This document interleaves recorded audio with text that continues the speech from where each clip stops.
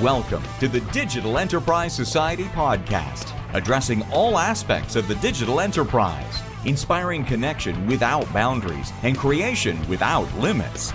Thank you for tuning in. Here are your hosts, Thom Singer and Craig Brown. Hey there, you have found your way to another episode of the Digital Enterprise Society podcast. Thank you so much for picking this podcast. There are so many podcasts that you could choose from, but Craig Brown and I are really happy when you pick this one. And so many people have come along on the journey of this show that we designed to be a resource for those who work in and around PLM. The Digital Enterprise Society is a forum for the exchange of ideas surrounding the tools, processes, and practices used across the product lifecycle. To learn more, visit digitalenterprisesociety.org. My name is Thom Singer, and I have the honor to co-host this show every single week with Craig Brown. Craig is an industry veteran and former PLM leader at General Motors. Hey, Craig, here we are again.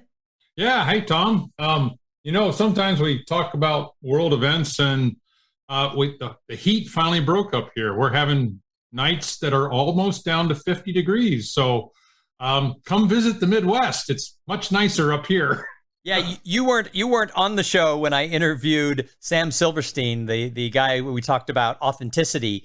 But I started off the show and I made a joke about Craig's not here on this episode, so how can I argue the weather between Michigan and Texas? And then Sam jumped in and said, I live in St. Louis. It's right between the two. And so we still talked about the weather, which I'm sure people care deeply about after, over 100 episodes. So, well, and especially since we broadcast, 4, 6, 8 weeks after we record it. That's Nobody right. remembers. In 4 weeks, Texas is going to have the best weather. So we know that is true. So besides telling everybody the weather in Michigan and Texas, Craig and I try really hard every single week to bring to this podcast interesting interviews and other ideas that are going to help all the listeners enhance and grow their careers.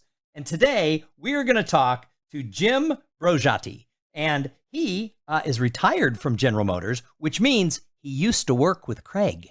And he spent over 30 years in the auto business and 10 years in defense, working in software development, program management, and engineering. And he is now retired, enjoying that life. But I bet, like all the other people we've talked to, Craig, I'm curious if he's really retired or if he's still doing some work on the side, or is he just enjoying that pool? So, Jim, there's that thing that happens with engineering leadership. It gets into your soul. And it's all about problem solving, right? And you can't just say, it's not like other professions where you say, I retired, I don't need to use my problem solving skills anymore. It's like riding a bike. You don't want to give it up. But it's nice not having a boss to talk to about it. I mean, that's the fun part, right? You can just go solve the problems you want to work on, right? I don't know, Craig, you spent a career solving problems. Now I think you're just causing problems.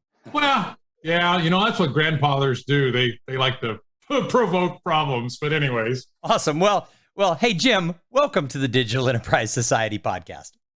Thank you. It's my pleasure to be here with you too. So Jim, tell us a little bit more about your background. I kind of touched on it. And I let everybody know you used to work with Craig, but why don't you tell us about sort of your career path and what you did during that time? Sure. So I graduated from college many, many moons ago with a degree in mathematics. And so the likely career path for someone with math is into doing computer programming. And at that time, computer programming was still in its infancy, so to speak. So I did 10 years of doing defense work, wrote a lot of Fortran code, and good language Fortran, by the way. Then I joined General Motors, worked out of Santa Barbara, and then I started doing embedded software with them, and that was all in assembly language. So it was interesting. We were doing, our first project I worked on was a real-time damping controller for Cadillac. It had 2 micros in it, an HC11 and a TIDSP. And so we were doing, calculating velocity at each wheel and doing corrections once per millisecond, all written in assembly language and all fitting in about 32K of code. So good times. Yeah, you didn't say 32 gig, you said 32K. That's right, no. 32K of code. Yeah, kids today don't even know what a K is, so we're way past it. But anyways. Keep going, Jim. And those were the good old days where we didn't have EEPROM parts. We didn't have flashable parts. We had ROM, read-only memory for the program code. So the code had to be pretty much perfect because it was a 12-week cycle to get a microprocessor with the ROM code in it. So verification and validation efforts were very, very rigorous during that time. But then I transitioned to out of Santa Barbara to lovely Kokomo, Indiana. And I worked in Kokomo. I was a software group manager, systems group manager in the PODS area. That's passive document detection system. Those are the systems that tell you whether there's a baby seat or a small woman in the passenger seat and will enable or disable the airbags. I had a stint in central Mexico where I sent up a software design center. So I lived in central Mexico, hired and trained Mexican engineers to write software for, at that time, we were Delphi Automotive. Came back, went into program management, as one of my friends called program damagement. I was in program management for a while. Then you see, when you're retired, you can point this stuff out. It's program damagement. But anyway. That's right, program damagement. Spent a small stint in working in Juarez at Delphi's design center there. There I was a chief engineer for the HVAC control group. Came back up to Kokomo, and there I owned all of the development tools for engineering. So system software, electrical and mechanical. So basically managed the tools that were used across the globe by Delphi at the time. And it was about that time that I ran into Craig. And Craig had an opportunity at what was called the General Motors Component Holdings Group. Those were 4 plants that went back to GM after GM and Delphi exited from bankruptcy.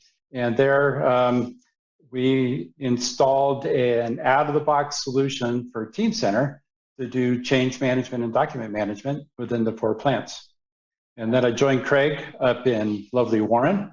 I worked as the PLM innovation leader with him and had a happy time there. But all through my career, I've always written software. Didn't matter what my job was. I always found an excuse to write some code, get some utilities, take care of some automation. And I still do it today. And we can talk about that in a little bit. Hey, Jim, it's really good to hear your voice. And to our listeners, Jim and I have stayed in touch after our retirements. He left about a year before I did. So I'll give you a bit of a timeline. And as he mentioned, he's still writing some software. And the last time we met, he was showing me something that spurred this podcast. And I thought it would be good to share some of the motivations for why companies, they purchase tools and then they still have to do some kind of tailoring of the tool to make it work for their organization. So Jim has lots of insights on that area of discussion. And I wanted to talk a bit about that. So he already mentioned how we met each other. And at the time, I was working on broader PLM initiatives inside of GM, looking for people anywhere in the company that had taken the out-of-the-box Team Center tools and just applied them without making lots of customization. And for lots of reasons, we chose this component holdings group as from my point of view, it was kind of a trial, a pilot. From Jim's point of view, it was essential for the way we wanted to run that part of the business in terms of the cost management of it. So that's how we got to know each other. And for me, it was just fabulous to find somebody that had a similar background. I was in Kokomo a few years before Jim got there from Santa Barbara. We probably met each other at Santa Barbara, and we don't remember because I used to go out there. And in any case, to make a long story short, here we are these decades later, and we're still trying to solve this problem of how do we use commercial out-of-the-box tools. And so I think we were even at a meeting with Siemens people, and we were presenting this idea. This was you were still at Delphi, I think, at that point, Jim. And we wanted to know, well, why can't we use Team Center and this new thing? It was new a few years ago, called Active Workspace, to do a better job of being out of the box. So with that, Jim, can you take us back to that moment in time, and what were you thinking? Was it going to be 100% out of the box, or did you already know, based on your experience, that you were going to have to make some changes? how did you organize your thinking for the component holdings group? And then, where did that lead? So, Craig, I'll remind you that when you gave us the charter to get Team Center Unified up and running at GMCH, you said it must be out of the box. So I'm the bad guy. I said you don't get to configure it, you don't get to change it. Okay, so that's right. Then what did we do? So the rule was no customization. Configuration was allowed, but customization was not. And so I own the business processes, so I was gathering all the requirements from the business side, and I had a counterpart by the name of Jeff Teska, who was a former Siemens employee that went to General Motors as well, and so he was my technical counterpart. And so Jeff and I would look at the requirements. Everything always has to start with requirements, right? And I would say, okay, Jeff, this is what the system has to do. And Jeff would say, oh, sorry, that's customization, right? So then we would go back and look at the requirements again and take the requirements back to the team, rework the requirements such that we could achieve what was needed through configuration instead of customization. And that was, Jeff and I had ongoing conversations for a year and a half, as the difference between customization and configuration. At the end of the day, when we rolled out the system, there was zero customization. It was all configuration. And then once we had a functioning system, then I went to all of the sites and did training on the system. So we had a CM2 compliant change process that they were familiar with, because that's what Delphi had as well. Right. Implemented with Team Center. So I was training on both the change process as well as Team Center. And so I would start each training session with the words. I said, sometimes we were using the Rich Client at the time. I said, sometimes when you see things in here, it may seem a little clunky, but it will work. But that's because we were on this zero customization track. Well, and it's good you set their expectations from the front. And the people that were in those divisions, they kind of knew that we were trying something maybe a little different. And we were also trying to stress that they were part of this well, if you will, from my point of view, experiment to see if we could live with just configuring the tools. And by the way, we identified some weaknesses, and Siemens was able to address those. So in this whole evolution, what would you recommend to the management of a company, the senior management? And what I sense sometimes is they just have big misunderstandings. They hear words and they jump to a conclusion. How did you handle the management of that part of General Motors when they had those kinds of questions? So if we look at the pitfalls of customization versus configuration, at GM, they had a tool that was heavily customized on top of the out-of-the-box solution. So every time there was a new release of the out-of-the-box tool, GM went through a long and lengthy process to revalidate all of their custom software that sat on top of it. So part of it is helping management understand that when you do customization, it's not for free. It's not one time. There's this continuing support cost that goes along with it. Right. So, and it's not measured, and that's part of the problem. People if you don't measure it, you don't know what to do with it. And then they get upset when you tell them you need more of it, right? Exactly. And it's like, well, we warned you, but anyways. Yeah. So go ahead. So if you recall, Craig, we had a runoff for another tool at GM. So as General Motors, we established what the requirements of the tool needed to be. And then we set up, there were two vendors that we ran off against each other. And as we went through each of the vendors, we asked them the question whether they could achieve that requirement through customization or configuration, or whether it was an out-of-the-box solution. That's good insight. Yeah. So like I said earlier, everything starts with requirements.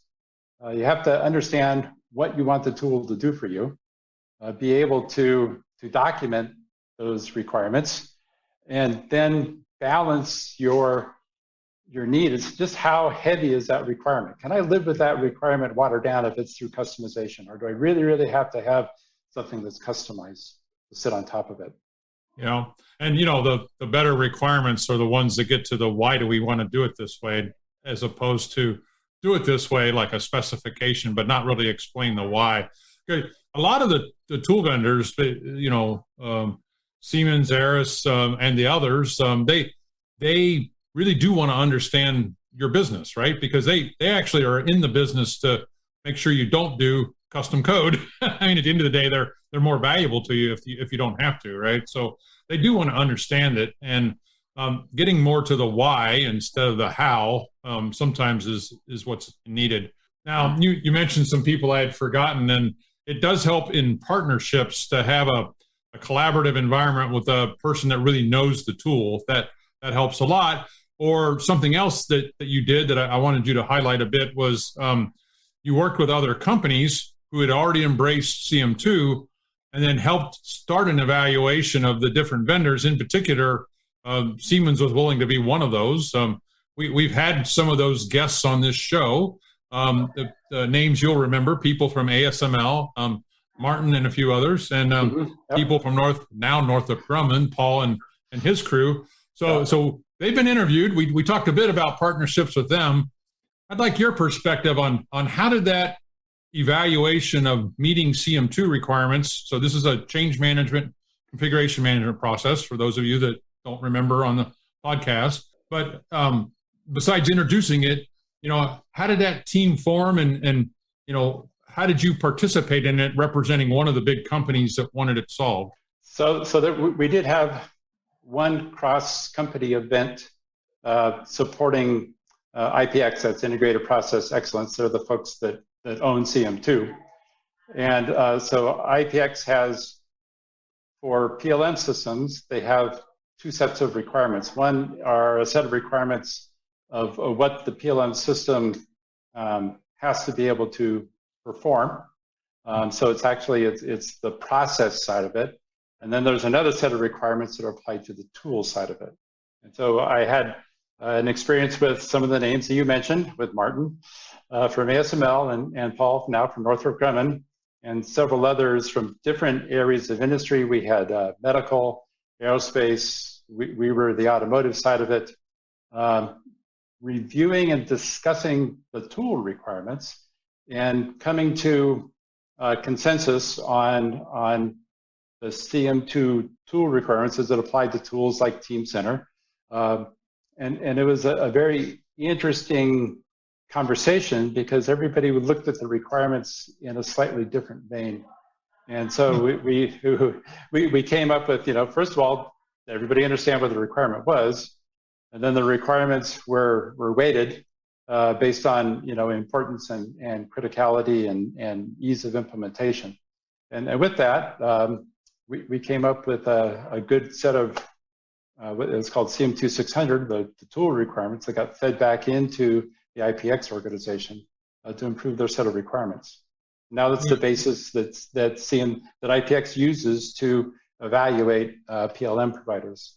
And as you retired, I picked up the ball, and then we took those requirements you just mentioned, and to Siemens' credit, they did a self-evaluation, presented it back to the team, and this is a hallmark of a really great solution vendor is when they listen to a cross-industry forum. First, we the different companies, we took the time to organize it, and they took the time to listen and then react to it.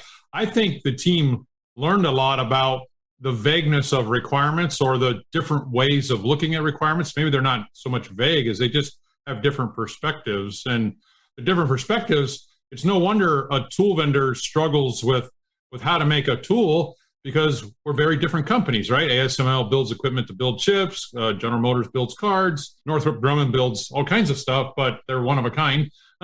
And so we're really different companies, and don't even get into the medical where they have all kinds of other regulatory constraints. And so it was interesting work. And I think those of you listening in here on the podcast, the importance of these cross-industry forums, I can't emphasize enough. It's one of the reasons we kept the membership of PLM World, all of you engaged in the Digital Enterprise Society, is to encourage these kinds of cross forum exchanges. Now, if a couple old guys like Jim and Craig can do it, there's no reason why you guys can't do it. So in any case, let's move on now. So you're a year ahead of me, and Tom likes to remind me on a regular basis I've failed at retirement. So I'm going to use you as my model. What are you doing now? And are you succeeding at retirement?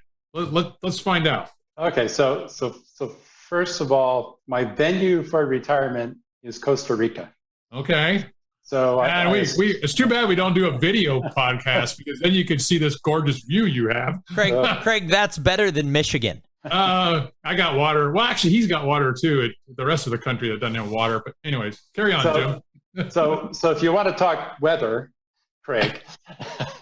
So I live at 3,400 feet, and it's 75 degrees plus or minus 10 year round. Don't you get bored? Don't you get one variety? Yeah, I get bored not having to pay my electric bills for air conditioning and heating. It's really, really tedious. Okay, good point. Never mind. After building a home and solving all of the problems associated with building a home, I said, okay. Tom, problem solving.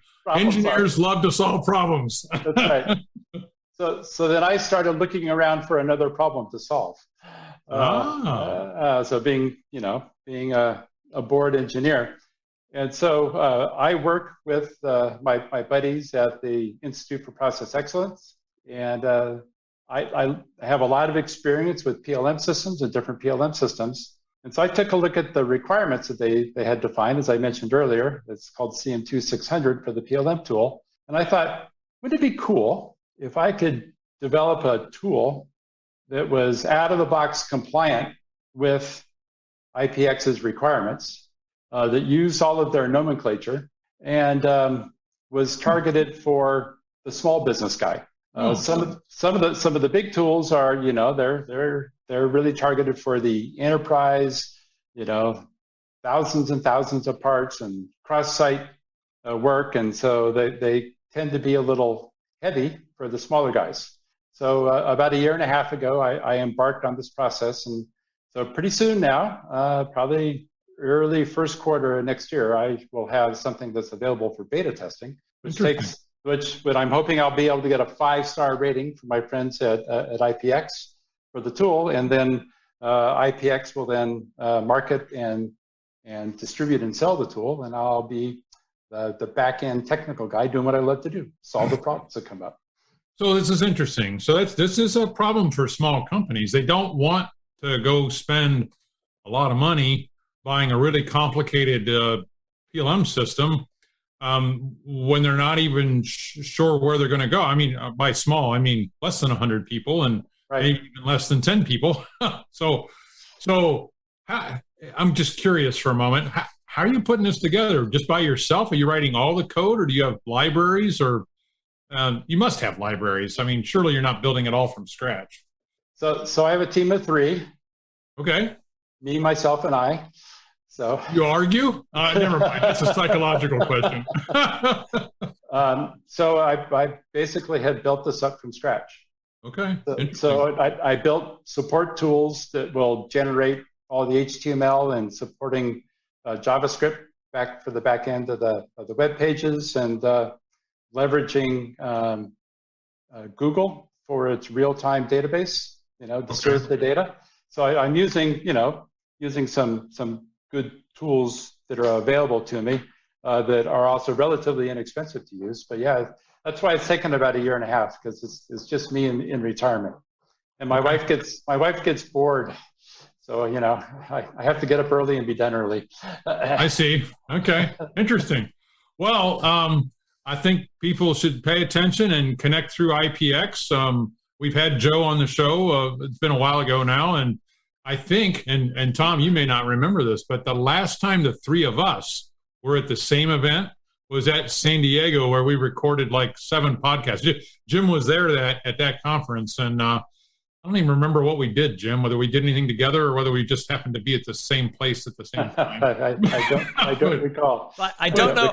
I don't know if we met or not, but I was the master of ceremonies for that event. Right. So yeah, no, I remember that event. It was great. And we actually did a bunch of live podcasts, and that was a lot of fun because we got to get some really unique people from a lot of different industries to come on the Digital Enterprise Society podcast. So once we can get back to live events, Craig, I think we start doing live podcasts again at conferences. Well, I couldn't agree more. We just got to get to live events, but we'll come to the pandemic here in a second.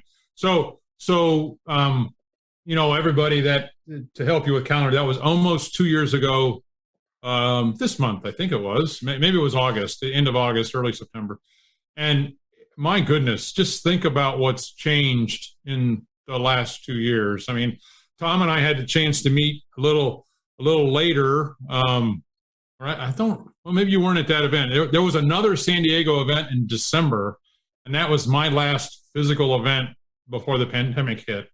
And it's really been surprising. And so Jim, you're in lovely Central America where the temperature never changes. I got that point. And you don't need heating and cooling. Okay, I got that point.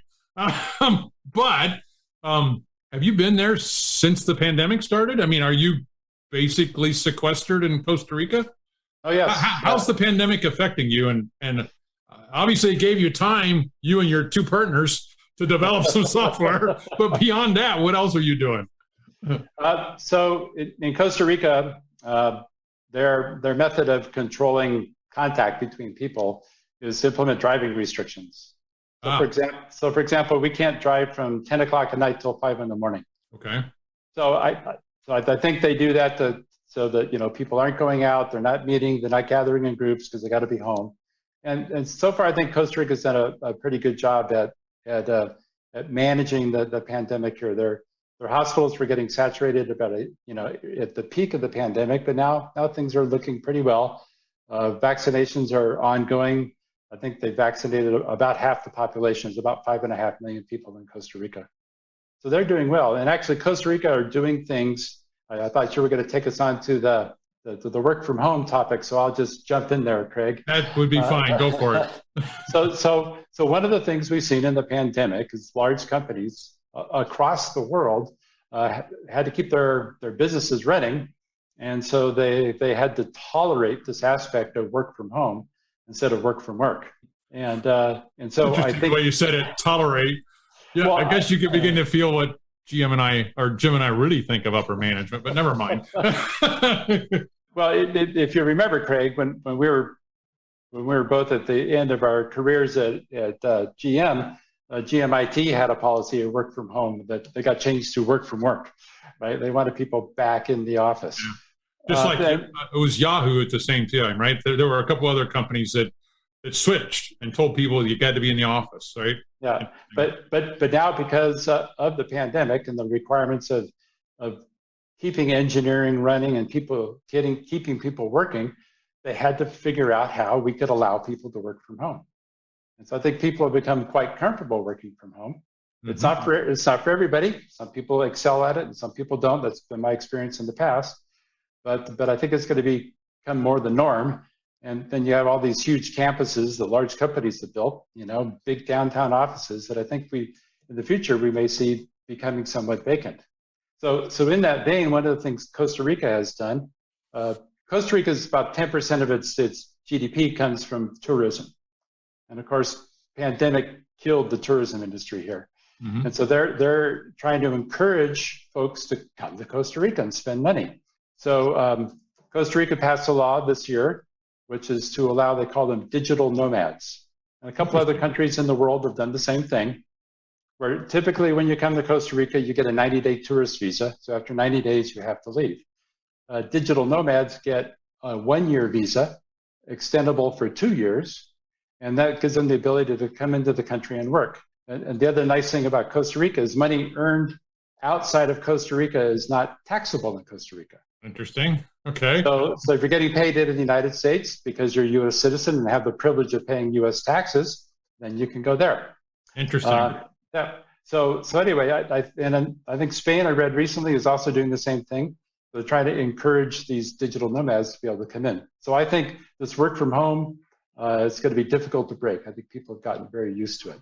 So you're an example of this inflection point. And I'd agree with you. And I think the tools that we all build, from whether it's a big commercial tool from Siemens or what Jim's cooking up in his paradise there in Costa Rica, well, the tools enable this collaboration. What we're doing today. Now we use Zoom and some other tools to record this podcast, but we're in 3 points close to the same time zone, but in very different parts of the globe. and it's just interesting the collaboration you can get done with these technologies. So, well, as always, it's a joy to catch up with you. I look forward to the next demonstration of your tool.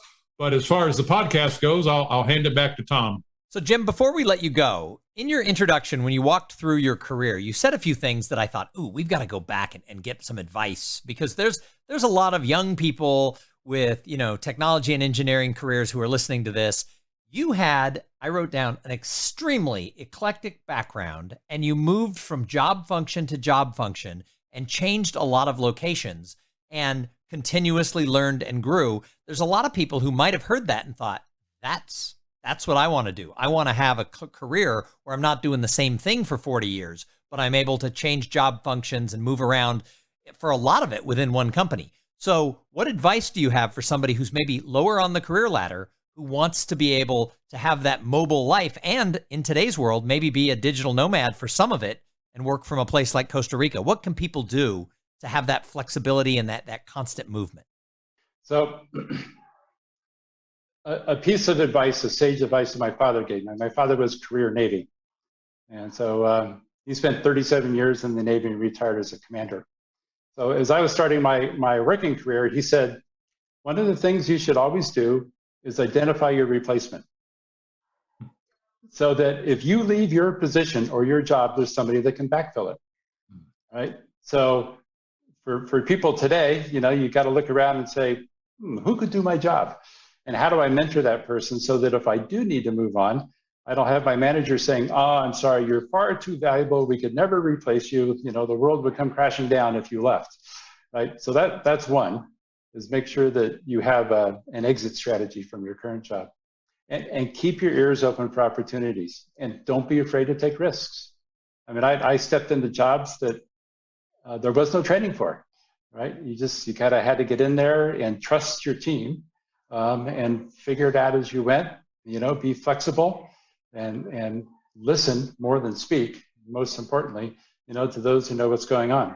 And a lot of my different jobs that I have, I didn't plan my career path, but where I saw things that were of interest to me, then I spoke up and I said, hey, that looks like an interesting job, or something like that should come along. I would express that. The nice thing we had too, in large corporations, some of them have mentor-mentee programs as well. So to have someone who's 2 or 3 levels above you that you can have a conversation with, and also use them as a stepping stone into something different, is also very useful. Well, Jim, I love that advice, and that's a reminder of why you always want to listen to the end of the Digital Enterprise Society podcast, because every now and then we get some real nuggets that are going to help you advance that career, which is one of our charges. It's one of the reasons we're here, and I just want to recap what Jim said, and that is identify your replacement so that if the chance to move on comes, your boss will be willing to let you go. Number 2, take risks. Number 3, look for what interests you. And then the key part, speak up. That was the part where I was like, so many people are like, that looks really interesting, but then they never tell anybody, so they never get the opportunity. And then you talked about the importance of mentorship, and I could go on, and that's one of the things I talk about when I go into companies, is how do you develop real mentor-mentee programs. And so you were speaking to the choir there when you said that. So make sure that on the way up, you find good mentors, and when you get to the top, be a mentor. So Jim, thank you so much for joining us here and spending time with us on the Digital Enterprise Society podcast. Any final words? No, it was my pleasure speaking with you, Tom and Craig, and hopefully sometime I'll get to do this again. Awesome. Maybe we'll figure it out. Maybe Craig and I will come to Costa Rica and we'll do it in person. There you go, Tom. That's right. Plan the trip. We're going to Costa Rica to interview the lowest code PLM system we've ever found. right. Okay. Business trip. Digital Enterprise Society podcast business trip. There we go. All right. Thanks, everybody, for tuning in and listening. Make sure that you join us here every single week for more thoughts, ideas, and actionable information in and around product lifecycle management. Remember this, the Digital Enterprise Society is the place for the exchange of ideas around digital manufacturing tools. Go check us out at digitalenterprisesociety.org. You've been listening to the Digital Enterprise Society podcast. Learn more about what you've heard here today at digitalenterprisesociety.org. Join us again next week for more connection without boundaries and creation without limits.